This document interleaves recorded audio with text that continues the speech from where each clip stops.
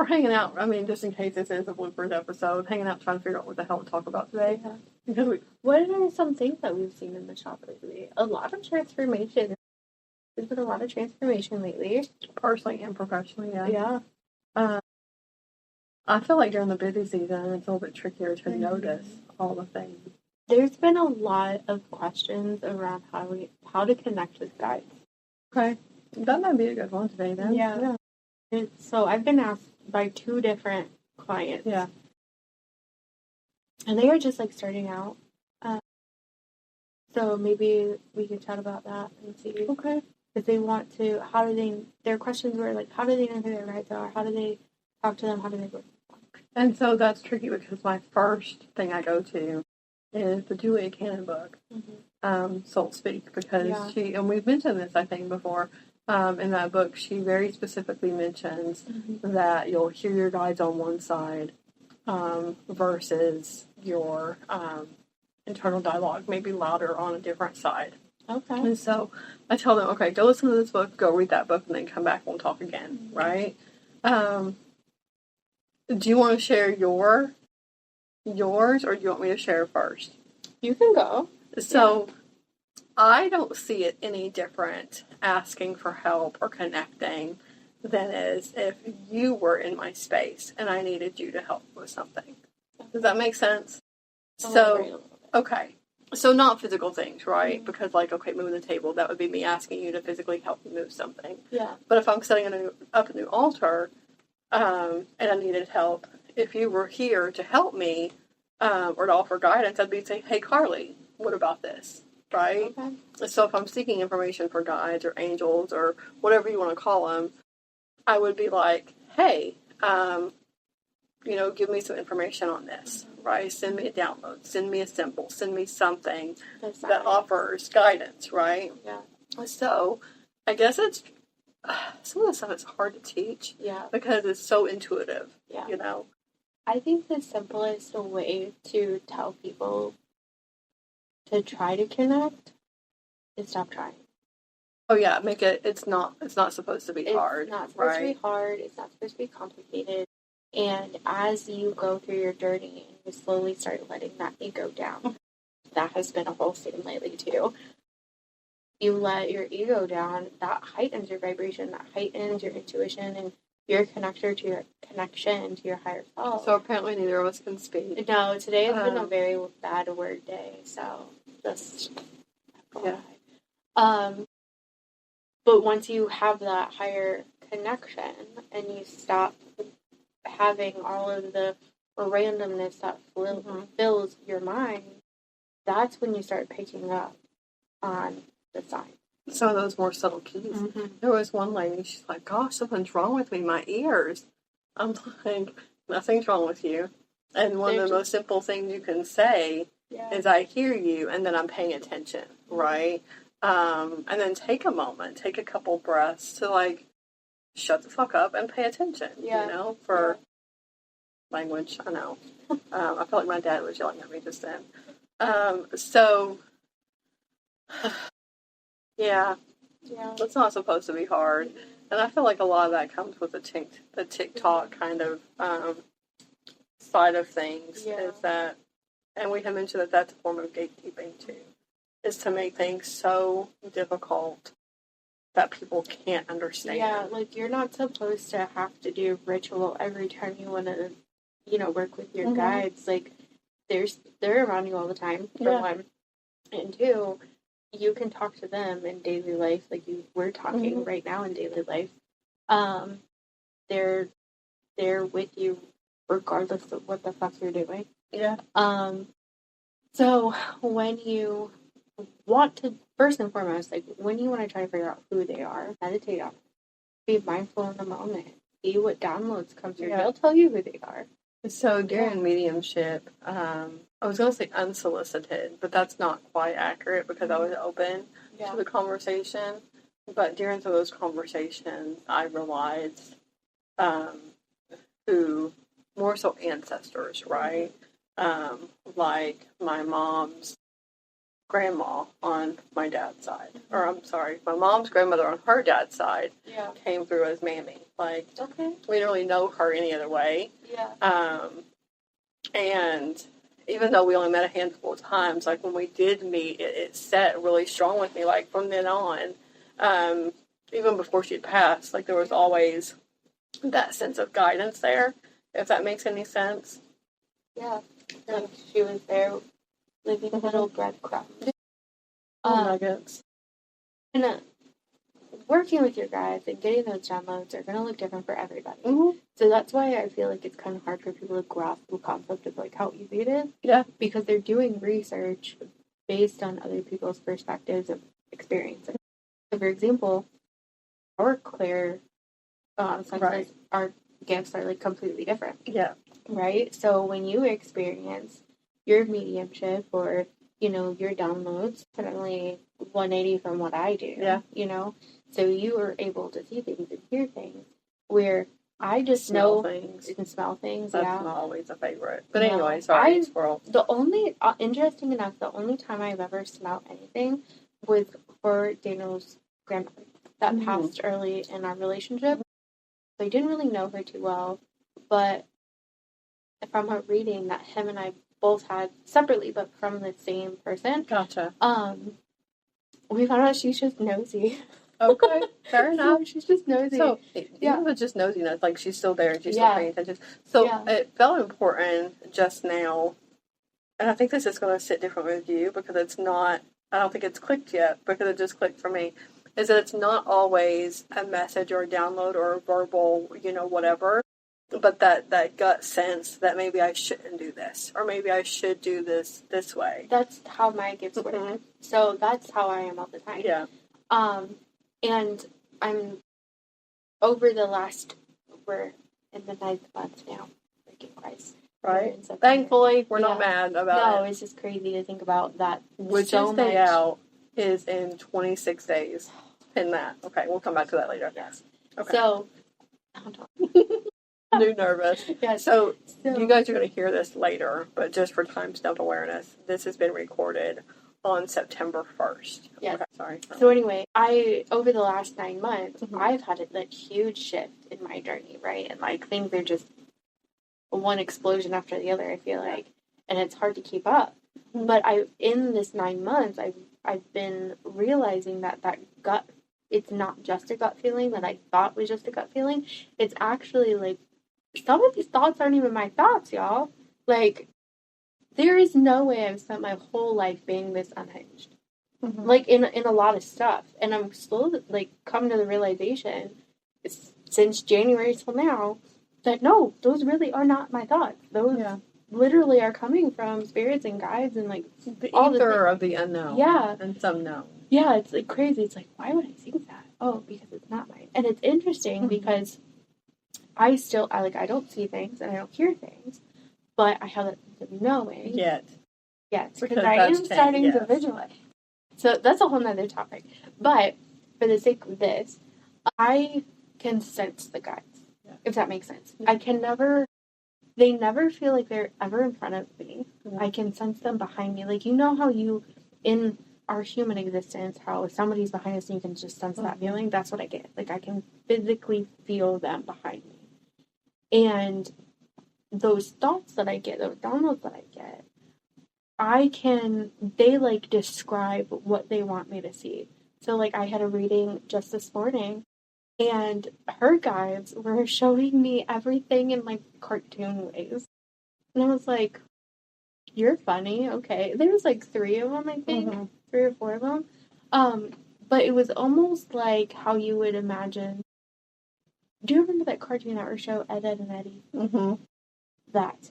Okay. That is how her guides were presenting. Like behaving. And, like behaving and presenting what they wanted me to see of her. And the message of her. Like, they were the message was a cartoon. Like, I don't know. It was so weird. And then I've had guides where they are very...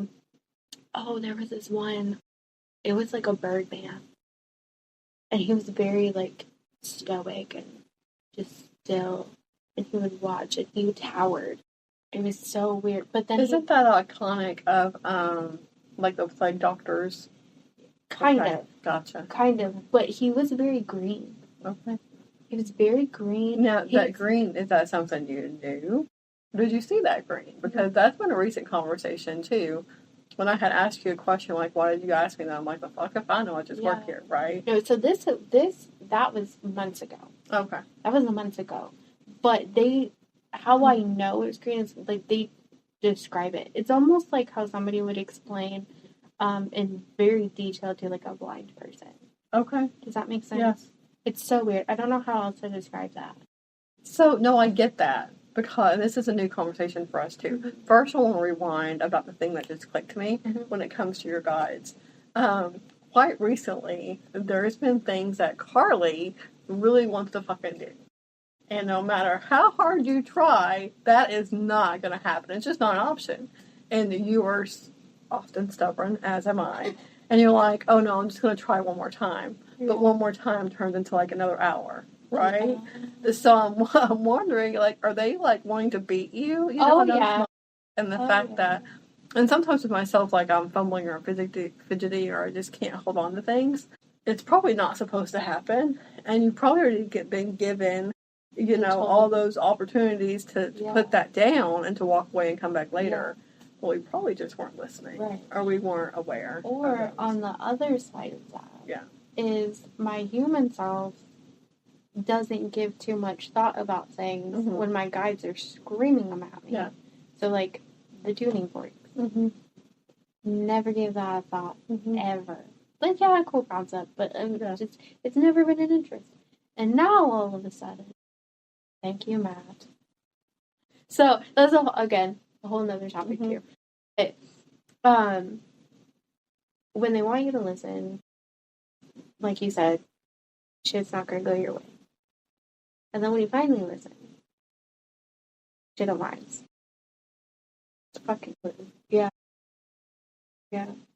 And now I forgot what the second topic I was gonna, because I wanted to rewind and go back to that one. Yeah. So maybe to come back, maybe it won't. That's okay too. Yeah. Do you remember? I wasn't in your head in that moment. In that moment. But it's just kind of odd to watch things pan out. Yeah. And then with our clients too, remembering that it takes time for the whole picture to be revealed or for these nuggets to make sense. We're humans too, right? We are, in a way, that was a weird concept, in a way, and I do remember what it was. Okay, hold on. One thing at a time, please. So maybe I'm being bombarded right now, who knows?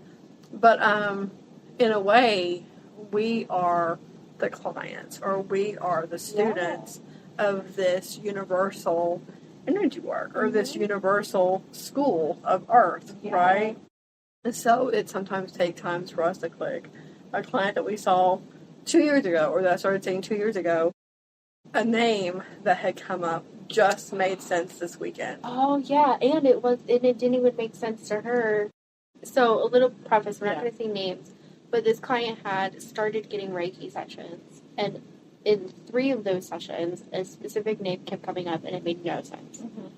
And then she booked a completely different appointment with us. It wasn't even around energy work. We're just chit-chatting about the collective, and it came to her who the name was. Out of just conversation, it just finally clicked why if she was able to learn what it was in that moment instead of when it first and the second and the third time it came it would have made life easier 2 years ago, but that's none of my business apparently. And that's important to remember too, that, you know, sometimes other people's journey isn't any of our business. Okay, so before I forget again, the description, the very detailed descriptions, right? So I get that, right? It just never made sense to share because I thought it was a way that I was sorting through what was going on. But oftentimes, especially with visuals, and that's kind of what you're talking about too. Like, for example, I had the visual that made no sense. Well, I had sensations first that this person was on water, right? On water. And then I kept asking, right? And then it was mentioned that it was a boat. I was like, okay, well, that helps, but that's still, you know, that makes a little bit of sense. But the scene I had to keep asking for descriptions. Does that make sense? Yeah. So I wanted to slightly use the verbiage around an inner dialogue. Okay. Because it kind of sort of is an inner, like, is it their inner dialogue of their subconscious? I don't know. I almost want to think it's your higher self connecting to other things. And that's why you have the inner dialogue in your head. Of the sorting of pieces. Mm-hmm. So the concept that perhaps that higher awareness or that higher consciousness is connecting to their subconscious and helping you describe these pieces of things. Because it ended up that she was on a lake and that there truly was this massive mountain range, which to me didn't make sense because I've never seen that, right? Yeah. How there could be a lake within this massive mountain range. But it's like I kept getting pieces of situations, and I'm like, what the fuck? So that is so interesting that you're describing this, and it has to do with the lake. Because the Reiki session, my last Reiki session that I just had with a client, I kept seeing a body of water. And it was almost like they wanted me to see it from an aerial view. Mm-hmm. So I was like over it, and I was like looking down. And all of a sudden, like this black hole shows up. And I'm like, why the fuck am I seeing a black hole? And I'm like, it doesn't make sense that that's a black hole because there's stuff going to it. Like, it was a black hole inside of the lake. Like, you could see the rigid outline of the lake and then just a circle of a black hole. And I'm sitting there thinking, like, that doesn't make sense. Like, why is this a black hole? Okay, so that's the kind of dialogue, yeah. And then I hear, no, it's an island. And I'm like, so the black hole is an island, not a black hole. Yeah. Okay. And I'm like, okay, well, that kind of makes sense. That kind of helps with it. Yeah. And so, like, then it kept, like, describing to me, like, what I'm supposed to be seeing because obviously, our human selves are trying to see it for what it is, not what it's supposed to be. Based on what our life experiences may be. Yeah, and I think that's why we have the inner dialogue of, like, our human self is trying to understand what our higher self is showing. Or, like, what the guides are showing us. So it's almost like playing charades. Yeah, fuckers. But can it be easier? I feel that that's why it's a practice. Yeah, so interesting. Yeah. Anyway, so I have a question for you. How do you work with your guides? Or do you just let them show up whenever? So it truly feels like it is a calmer, quieter, for the most part, calmer, quieter, intuitive kind of process, right? Except for, like earlier when I said, drop the F-bomb, and I kind of heard language, and then that would be something that my dad would have said, right? It was like, okay, that was unnecessary, watch your mouth, right? Yeah. But then it's a simple thing. It's like in the kitchen, and you're putting in spices, and you're like, I don't know why I'm doing this, or, how much I'm supposed to use. And then you're just, like, kind of told to stop, right? Like, that's enough. Or taste it, Those gentle, sometimes not so gentle, situations, if that makes sense. Yeah. So, my altar at home has pieces of ancestry on it. Okay. And so I feel like they're constantly being called in when I activate my altar, if that, maybe that helps someone too. There was something else and I don't remember. Yeah, I was just told to also ask about deity work, or like worshiping deities. So because my roots are in the Appalachian, right, and that's very much tied to the spirits of the hills and the ancestors and the Native Americans and the mixed, and that's a different conversation around the luncheons, the mixed melting pot of practices where there's some voodoo and hoodoo and all of those things. There wasn't really, there wasn't really the practice around deities, if that makes sense. Yeah. Do some of them still kind of sit with me in a certain way? Absolutely. Yeah. Like I love the power of Athena, and I'm very pulled to some of the Greek mythology. Does that help? Yeah. But as far as like maybe in your practice where you're pulled to like Odin, actually Freya even sits with me in her protective ways, you know. So interesting. So I'll get to why I asked that in just a second. But not early on in my practice, but up until recently in my practice, I would closely work with like Odin, Heimdall, Tyr, and Freya because they have a lot to do with the runes and cedar work, which that's again another topic. What is cedar work? Who's taking notes? Remind us of these somebody side quests later on. Gary, have you been listening? So where are they going? Oh, so I recently had a reading, and the reader had kind of smiled a little bit and cocked their head and go, "You work with a lot of the Norse deities," and I was like, "Yeah," and he goes, "Freya?" And I go, "Yeah." He kind of chuckles again and goes, "She wants you to stop. If you want to, you can, but she's telling me that you really only need her. She can do all the things you need." I was like, and since I've done that, there's been a huge shift in my practice, a huge shift in my work. Now I'm going to tie in where I was going with my asked question of you, in my practice, in my viewpoint, so do what you want in your practice and whatever. That's yours. It doesn't matter to me, right? Anyway, so in my practice, I believe that deities are no more special than us.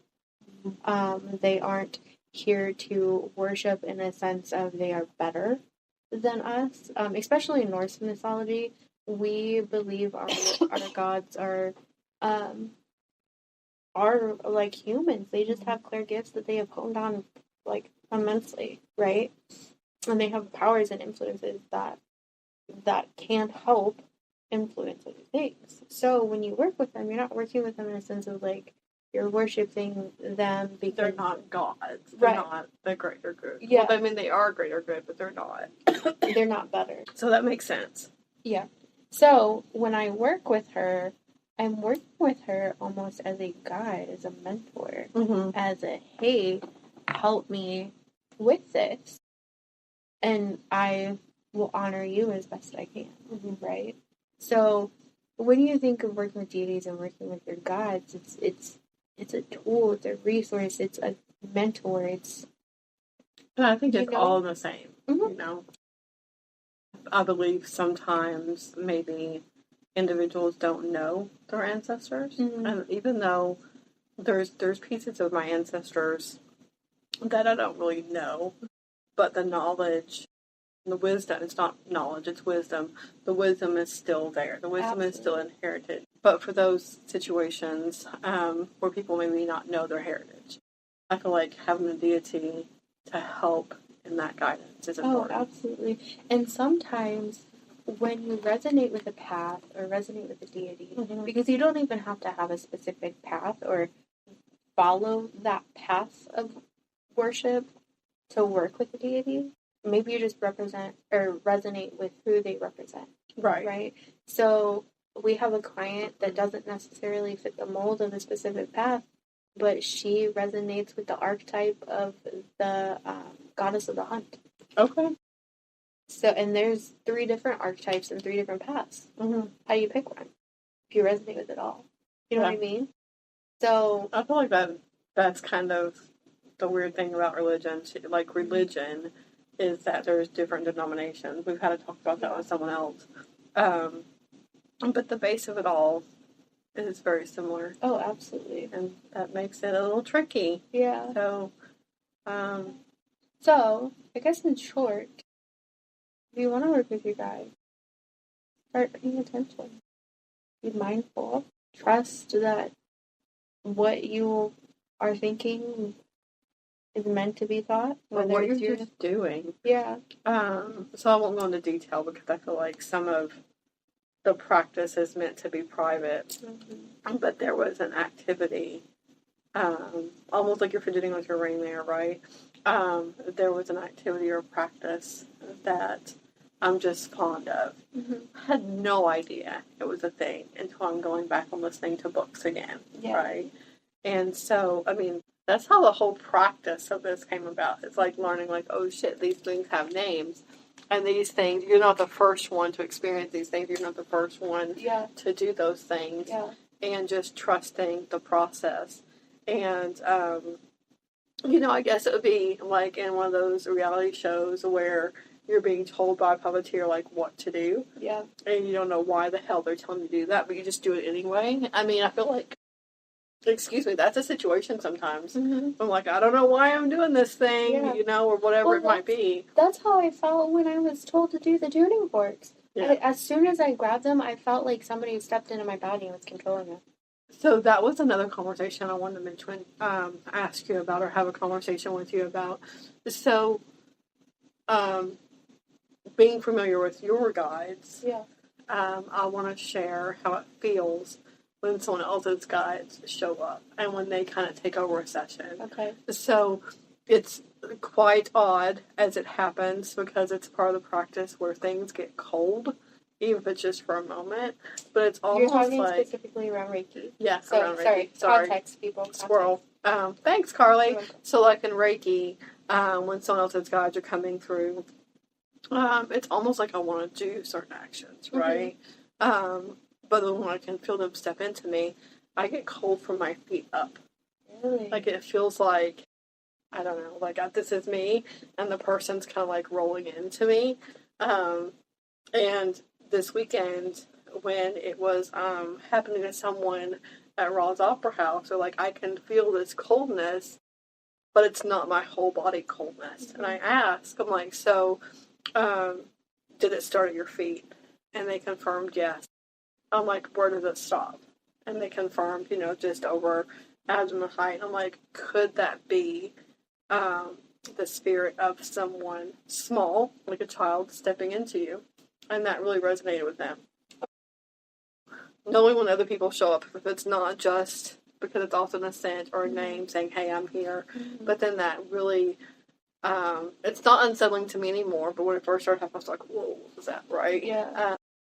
How other people's guides are showing up. So don't forget that when you're getting these downloads or these messages, that they may not all be yours. Yeah. Yeah. They would be so that's how I experience, not so much them stepping into me, but I experience people's guides when I do their room readings, whether I want them there or not, they just show up, and I guess that's just part of my work. I don't know. And that's where I was setting boundaries too. It's not asking for guidance, but reminding those that may not be important to the message that they don't. They don't show up. No. Now, instead of just starting a full of runes, now I sit there and do like a little opening ceremony, prayer thing in my head mostly. It's mostly around when I'm kind of waking my runes up. But I do set intention with like, hey, I'm only allowing people in to have a message for the greater good for the person. Like I don't just hey anyone, because there's a place and time for that. But yeah, like Raw's Opera House. Yeah. But it took me actually having a reading with somebody else to kind of adopt that practice from them, because it never dawned on me that, oh my gosh, readings are really no different than Reiki. Like you have to have a sacred space. You have to have closing and disconnecting and like all the things. It's not just hey, let's do this shit, right? Yeah. And so, I mean, that's a good point. And then oftentimes, so that's something that's kind of tricky to teach sometimes, because even that for me is intuitive. Like when you watch me do the chakra scans, I take a moment and I take a couple deep breaths, and then I come to stillness and drop my head, and then that's initiation. That's like, okay, now we're going to do this thing, right? And then the detachment or the closing isn't, like you said, it's not always verbal. It's just like, thank you for time and space, and like, okay, that's your energy, this is mine. Yeah. It's neat how the pieces align. Sometimes even without us talking about that. Yeah. So yeah. Be mindful. Check in with yourself. Put in the work. I remember the work is done in the in between, not so much in the action of stuff. I know that when we have sessions, we expect, our human self expects something profound, but sometimes the profound comes after the fact. So start listening. More often than not. Yeah. So start unless the other back. person is already quite practiced. Yes. You know, it's one of the Reiki sessions I had. He was quite practiced, and so he already knew. You know, like when people would show up, he's like, okay, he would have that initiative, the conversation with them. Yeah. At that time, embracing the awareness that someone was showing up for him. Okay. So that was kind of cool. That's interesting. Yes, it is Monday. I don't know. And so it's a true Monday. It's not just our work Monday. That's tomorrow and Wednesday. I have been working. I haven't had a day off yet. Like, I worked before we went to Ross. I had an appointment yesterday. I had an appointment this morning. Yeah. Tomorrow is my rest day. It's probably my baby. Snuggles. Yeah. So what do you think? You think that's it for this one? Yeah. Short and sweet and to the point, the best we can on a Monday? Yeah. Okay. So, we'll see you next time.